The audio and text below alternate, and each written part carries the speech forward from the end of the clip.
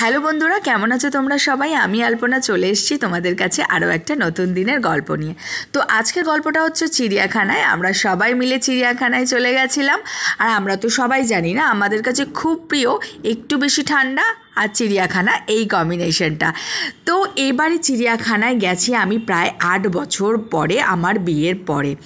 অনেক বছর হয়ে গেছে চিড়িয়াখানায় যাওয়া হয়নি, কিন্তু এবারে চিড়িয়াখানায় গিয়ে এক নতুন রূপ দেখলাম। কত পশু পাখি এসেছে, কত কিছু, মানে এমন কিছু পশু পাখি নেই যেটা আমি বাদ দিয়েছি এবারে দেখতে।